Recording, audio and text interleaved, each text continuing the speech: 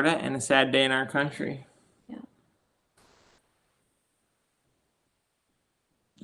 I think for the legal update, we should leave this to Emily. Oh, okay. Because I was trying to be able to speak literally on some of the legal matters, but I think it would be better left for you. Okay.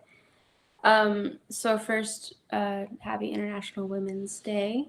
Right. Let's start with the good stuff. So today, my understanding is it's not actually a celebration, so I shouldn't have said happy, but today is the day when women's pay catches up from the prior year to men's pay statistically. Right. And so this day exists as a reminder of the persistence of pay inequity in most industries, most jobs. Anyway, so today was also the day that the Florida Senate held its third reading of House Bill 1557, which is being called the Don't Say Gay bill. The third reading in most legislatures is the final reading, and then after which the chamber votes whether or not to pass it. And just for a quick civics lesson, most state legislatures operate the same as Congress, where a bill originates in one house, and then once it's passed with amendments, moves over to the other house, is considered amended further, and then passed. And sometimes those amendments have to be approved by the original chamber. So this was a House bill originally, and it passed the House, I think about a week and a half ago, 2 weeks ago. And then it was in the Senate, and a number of amendments were filed. A couple of them were actually really promising that would have taken away a lot of the really troubling discriminatory aspects of the bill, but those failed. They were not adopted. Can you give some specific examples? So the example that I'm most familiar with is there was an amendment that was filed, and it would have taken out language that was specific to the queer community, so that the original concept of the bill would have remained the same, basically saying we're going to keep topics in pre-K through third grade, age appropriate for the children, but without singling out the queer community as supposedly a source of inappropriateness. So just to be clear, I mean, like, they can still, like, I want to ask you a couple questions. Okay, but let me finish what I was saying before, please. So today was the third reading and the vote, and it passed through the Senate with 22 yays and 17 nays. So that's actually kind of close, but unfortunately it was just enough people on the wrong side of history, and they approved the bill with the discriminatory language intact. So feel free to pepper me with questions. So, like, sexual content that isn't specifically LGBTQ or gender identity related is not specifically forbidden in this bill. Correct. I think I understand your question. Right. Well, so like they singled like these two things out as like the things that are not allowed and are wrong or not okay. Well, let's start right, because not everyone's familiar with what the bill's about. So very high level. Got to get out of bed. Okay. Take it from here, babe. So at a very high level, the Don't Say Gay bill is set up to be sort of like a parents' rights bill, where it says that for younger age students, certain topics are not appropriate for school, and I think we can all agree that is generally true. The idea being that children don't need to be learning about specific topics in school until they're a certain age. So I think, like the best analogy is like most kids don't start sex education until they're a little bit older, or like family life or whatever it's called in your school district. Well, this bill tries to pose as being protecting children from topics that are not appropriate for them and protecting parents from having to navigate that with their schools, but becomes discriminatory because it specifically states that the mere existence of queer people in the community, the fact that some children have queer parents or that the children themselves may identify as LGBTQ plus, is considered inappropriate to discuss. And that's problematic because the existence of a queer person is not a sexual topic. It's not an inappropriate topic. It's not the same thing to talk about a person's identity as it is to talk about their sex life. And so that's the problem. And the hope with with that amendment was that by taking out references specifically to our community, it took out the discriminatory nature of the bill. But unfortunately, that amendment was not adopted, and so the bill passed with the discriminatory aspects intact. And as a practical sense, what this means is that a child like one of our children going to school at a public school in Florida would try to talk about their family and be told they're not allowed to describe our family as we are because it's inappropriate topic. Or Ruby identifies somewhere on the alphabet mafia spectrum. We're giving them lots of space to just sort of consider what their identity is and who they want to be. And now there are some concerns about the extent to which this law is going to be enforced in their school and whether they're not going to be allowed to be authentic and talk about their identity the way that makes sense to them. And again, this is about identity. It's about family structure. It's about how we live our lives and our culture. It attacks those things, but it purports to attack us as grooming children or something like that. And actually the governor's office tweeted this horrible thing the day before yesterday, basically saying this bill should be called the anti-grooming bill because anyone who talks to children about queer topics is grooming them to be taken advantage of, which is just shocking and horrible and a disgusting thing to say. So that's what we're dealing with today. Looks like Crystal's back from a child out of bed issue. Child out of bed. Now there's a child in my seat. So I just gave them the high level explanation of what's going on with the bill, what it does, what we had hoped would change in it, and then some of our fears about what might change in our kids' school experience. Absolutely. So on pickup today, some of the parents, I think all of whom are heterosexual. I think that's true. In that particular group I was talking to, we're all talking about getting T-shirts or badges that say "I'm a safe space." Yeah. Because ultimately, what we have to do as humans is take the responsibility off of the government, because the government has proven time and time again, particularly in these kind of areas, that they can't be handling the mental health and well-being of. Well, you know what I'm trying to say?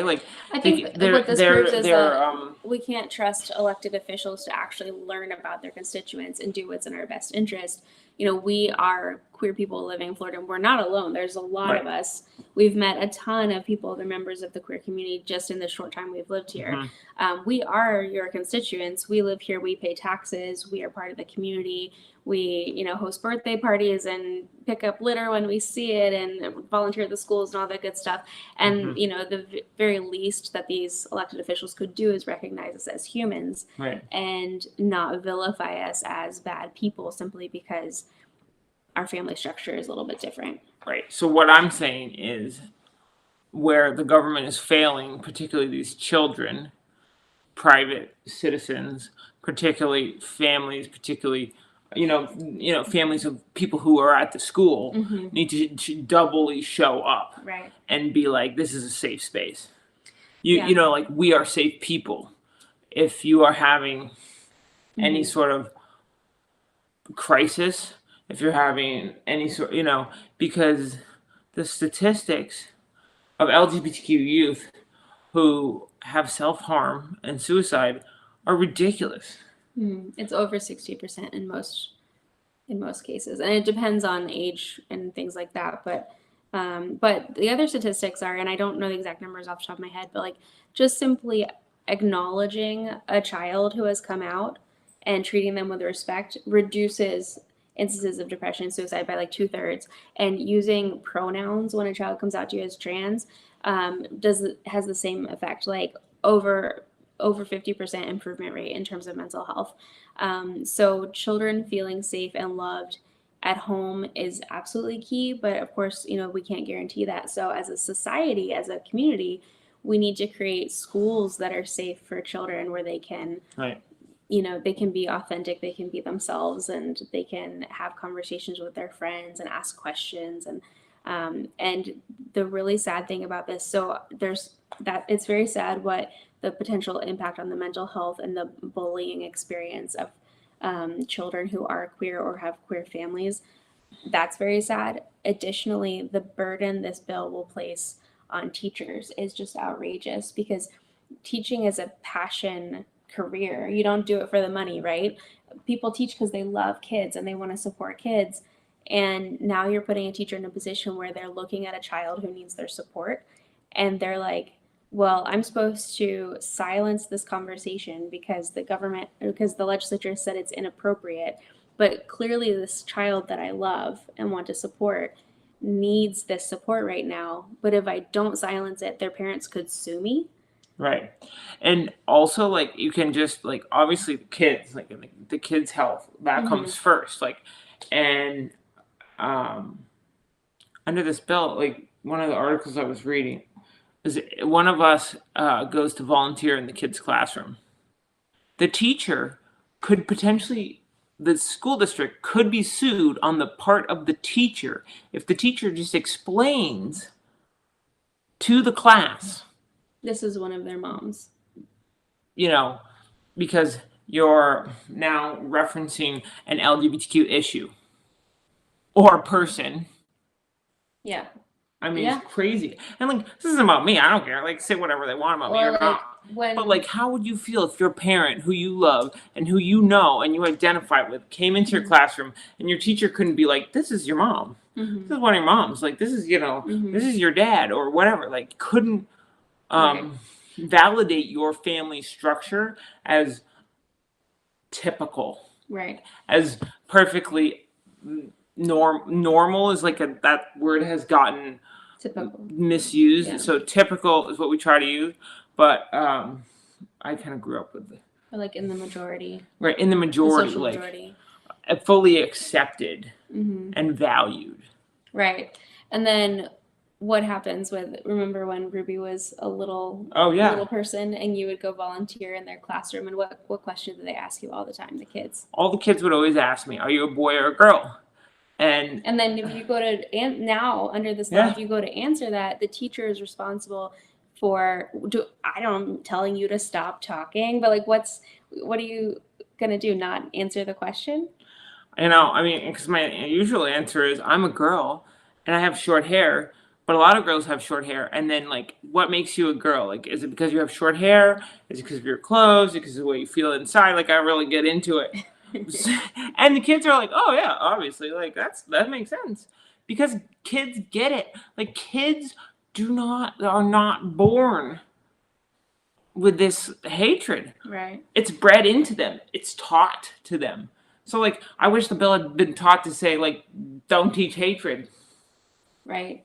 Well, it also reminds me of something that's bothered me basically as long as the kids have wanted their hair shorter, which is their questions around their hair and their clothes and stuff. And we let them choose that. They choose what they're comfortable with. Like right now, Chloe's growing out her hair. Ruby just got a cool new haircut for summer. And it's just hair, right? Well, when people ask those questions about the kids' hair and their clothes, and they're like, why don't they wear dresses? Why don't they have long hair?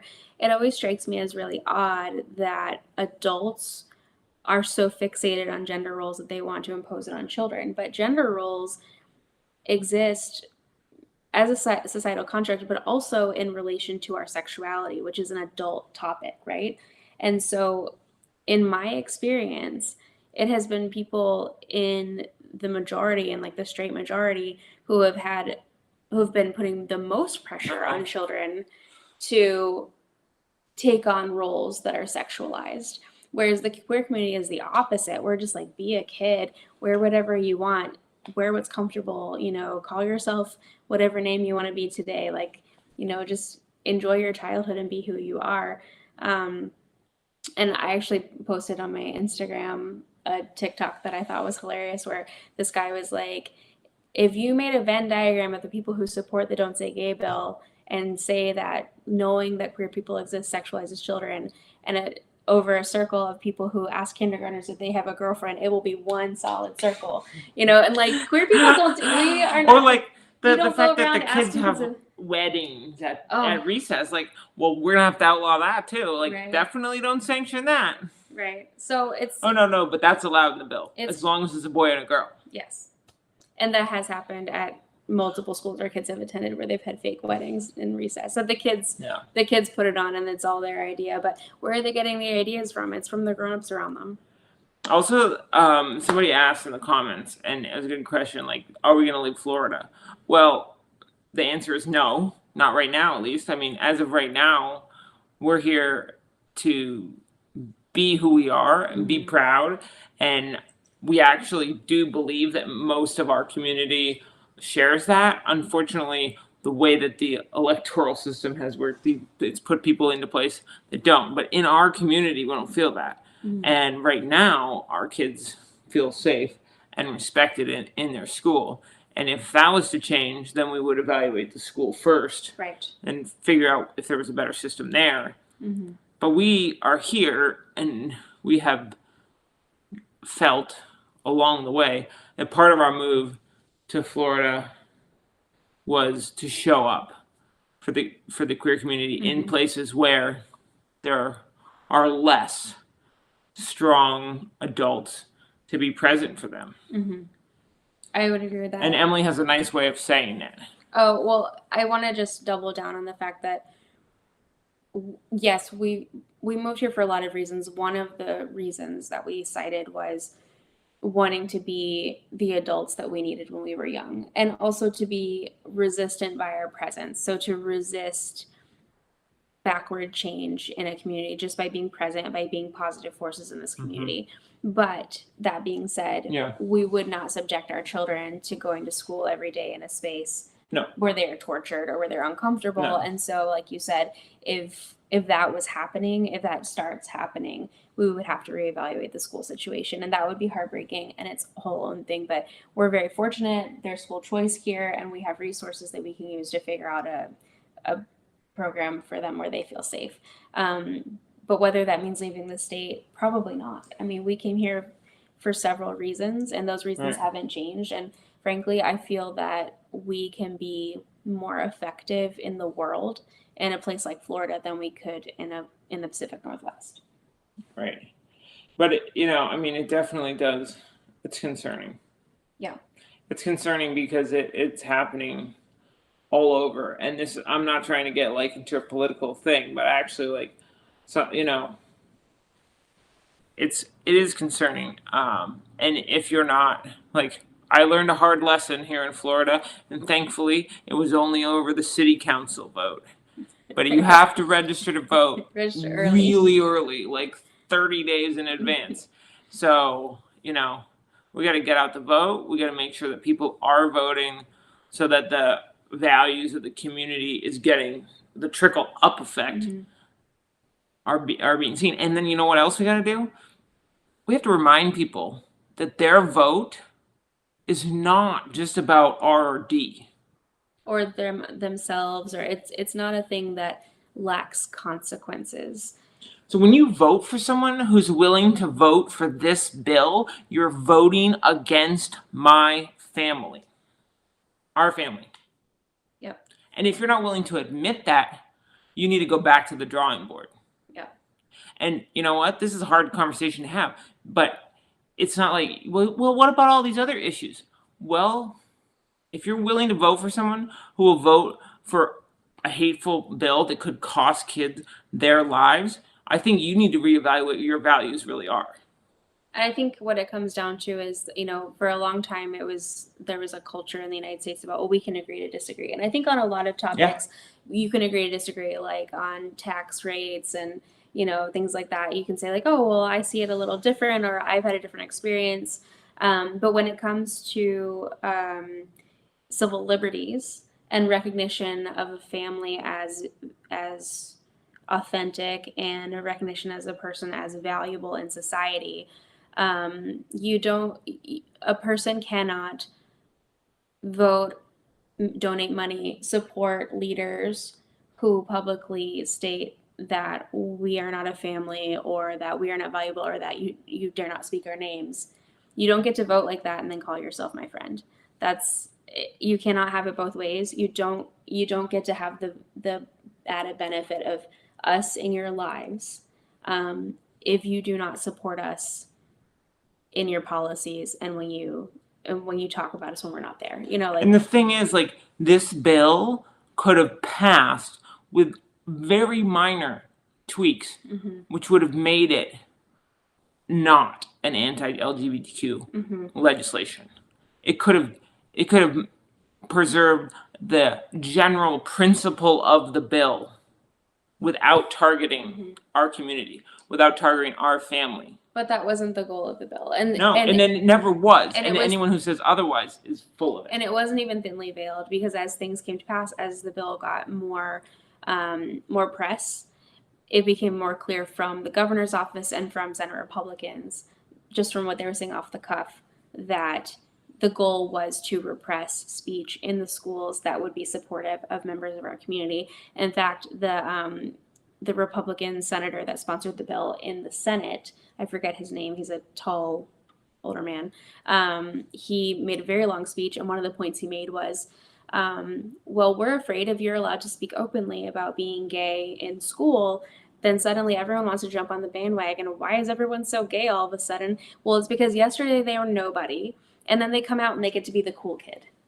Right. And he actually said that, and I was shocked, because I was like, well, when I came out in high school, let me tell you, was not the cool kid. Was not. And I was outed by someone who I thought was my friend, and I was tortured for years after that. So that is not why kids are coming out. They're coming out because they're finding themselves. They want to be authentic, and they want to live. They want to live a full life. And their hope is that the world has changed enough, that our generation and the generation before us has worked hard enough that it's safe for them to come out. Yeah.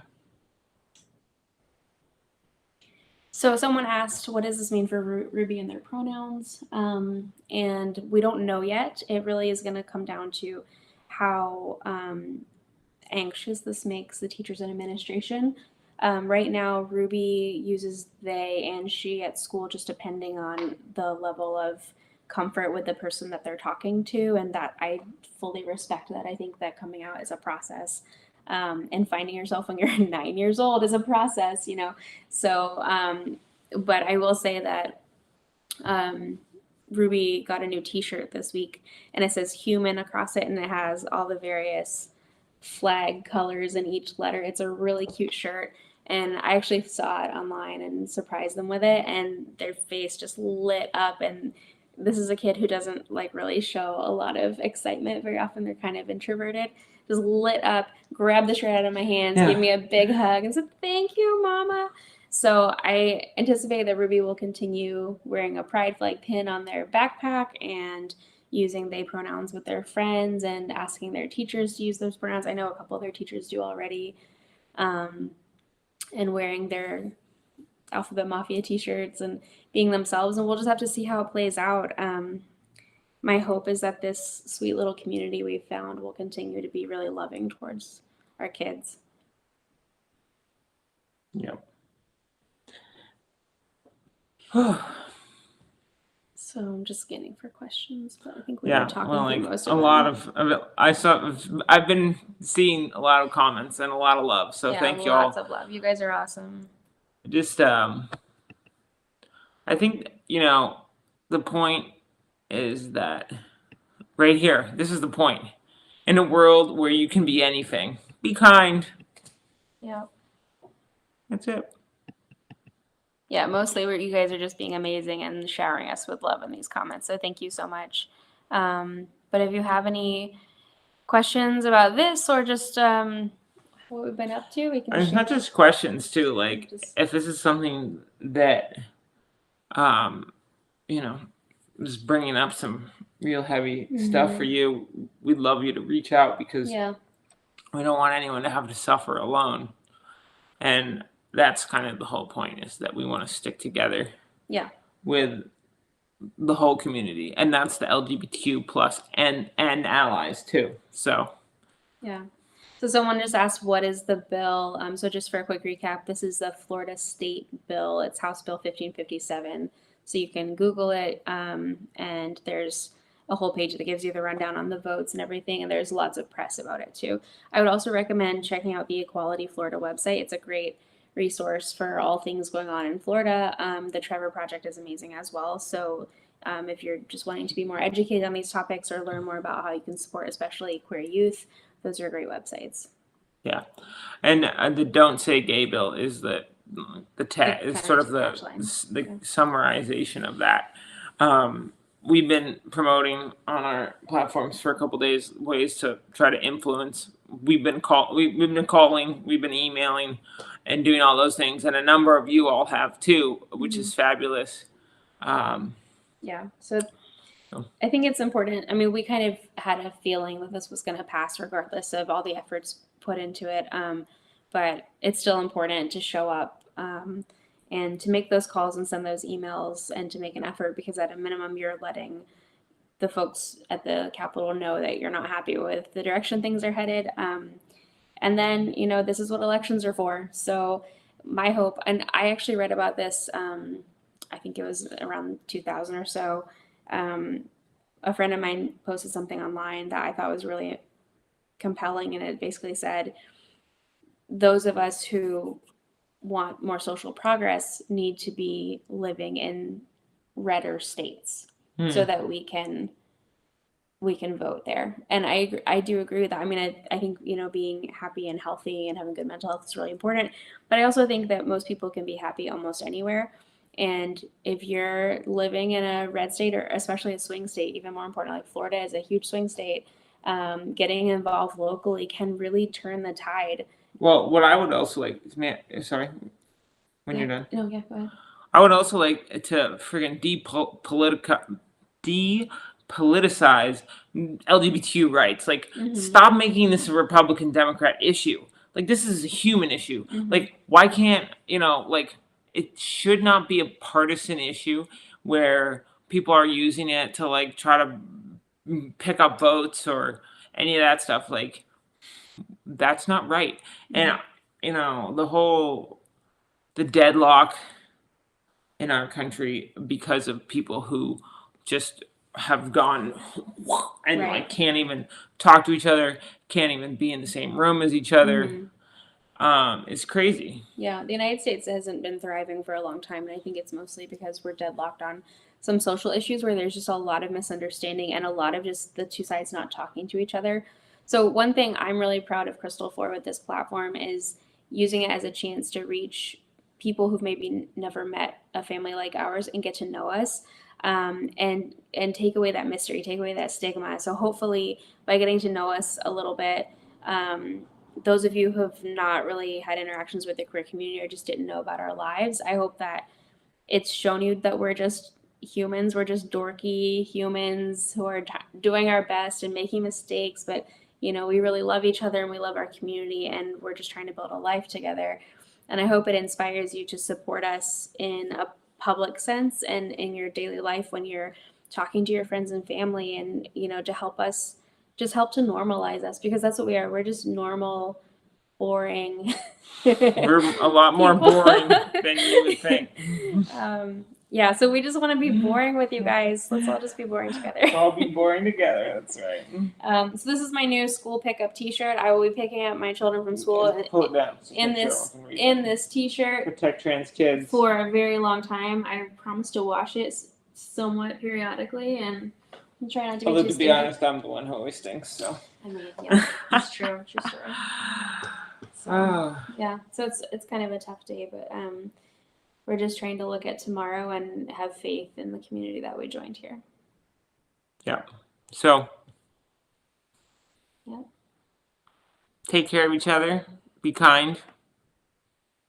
And if you're an ally, I'm gonna brainstorm. We're gonna brainstorm some ways, and there's probably a lot of other good resources out there of ways you can show up for the queer community to just show your support for people, and that you're a safe space, because you never really know. You never really know if the kid next door, the kid in your youth group, or the kid in your scout troop or whatever, maybe doesn't actually have someone who accepts them exactly as they are. Yeah. And maybe you can be that adult and that safe space for them. I mean, I had people like that in my life. all along. Yeah, and if you're looking to show support in your clothes or your like accessories or whatever, I've had good luck with hse.org. Also, I think the Trevor Project has some merch, and then the women's soccer team, New York Gotham, has a Protect Trans Kids T-shirt that also has the Gotham logo on it. It's very cool, so check that out. Yeah. Those are all great resources, and Yeah. honestly, like you can find them on Amazon too. I think this might have to be the first Butch Homemaker merch. Oh, that would be so. It's gonna have to be some sort of a. There's gonna have to be something. Mm-hmm. You know. Say gay, save a life. Safe space. Oh, say gay, save a life is good, Emily. I like it. I made up that hashtag, but it didn't go viral. So. Not yet. Not yet. There's always time. Yeah. Okay. All right, everyone. Good night, Good and night. take care. Now for the slow, awkward sign off.